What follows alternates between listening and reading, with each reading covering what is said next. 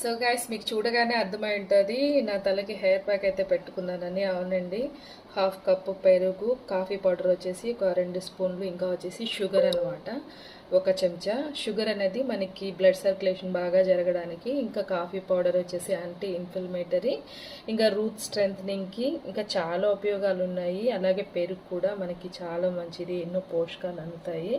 మనం ఇన్నర్గా తీసుకోవడం, ఇంకా బయట ఎలా పెట్టుకుంటే కూడా మనకు మాడనేది చల్లబడుతుందంట.